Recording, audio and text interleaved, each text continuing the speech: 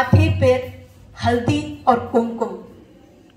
हमारी संगीत की टीचर ऐसे ही आयो आयो बसंत ऋतु राज गुइया ऐसे गानों पर हमारा नृत्य तैयार करवाती थी।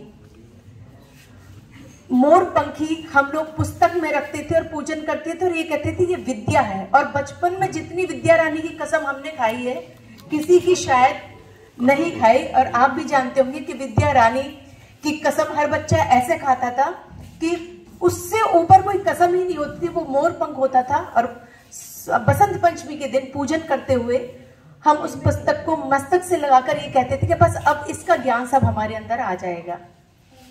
उसके बाद पीले चावलों का प्रसाद और फिर पतंग, बस हो गया बसंत। यही बसंत की कहानी थी। ब्रह्मा जी ने जब सृष्टि रची तो सृष्टि बहुत ही नीरस, कोई उल्लास नहीं, उत्साह नहीं, मूक सृष्टि थी, वाणी भी नहीं थी। भगवान शंकर ने मां भगवती की स्तुति की और उनसे पूछा, देवी क्या ये सृष्टि ऐसी ही रहेगी? मां भगवती स्वयं सरस्वती का रूप धारण कर कर पृथ्वी पर अवतरित हुई और पृथ्वी को पल्लवित किया। एक कथा ये भी प्रसिद्ध है कि स्वयं ब्रह्मा ने सरस्वती जी का प्रादुर्भाव किया। वैसे मां सरस्वती अपने आप में अपनी व्याख्या है, उनका स्वरूप अपने आप में सरस्वती मां की व्याख्या है। उनके दोनों हाथों में वीणा है जिनके तार जब सामंजस्य के साथ बजते हैं तो संगीत निकलता है। जिंदगी में मन और मस्तिष्क जब तारतम्यता के साथ काम करते हैं तो कल्याण निश्चित है। इसी प्रकार उनके एक हाथ में पुस्तक है जो ज्ञान की द्योतक है, ज्ञान जो हमें सत्य तक ले जाता है, परमात्मा तक ले जाता है। उनके एक हाथ में मोतियों की माला है जो ध्यान का प्रतीक है।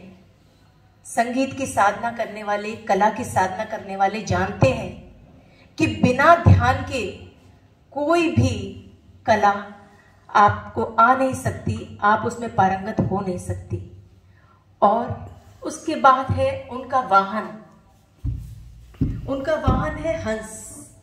हंस के बारे में ये कहा जाता है कि बगुला और हंस देखने में एक से लगते हैं, परंतु हंस अगर आप पानी में दूध और पानी मिलाकर रख दीजिए तो केवल दूध ग्रहण कर लेगा और पानी को छोड़ देगा।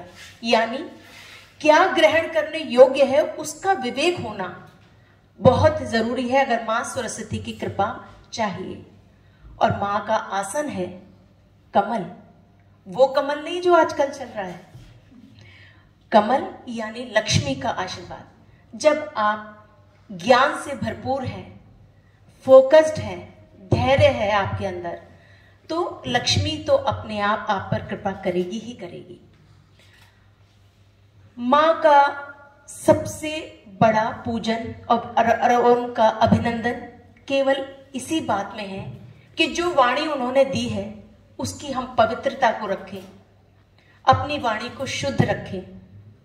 और कुछ पंक्तियों के साथ ही मैं अपनी बात को समाप्त करना चाहूंगी, क्योंकि देखिए मुझे सुरेंद्र जी ने आज ऐसे उसमें फंसा दिया है कि हम लोग गाने वाले लोग भाषण देने लग जाए तो भाषण वाले लोगों का क्या होगा।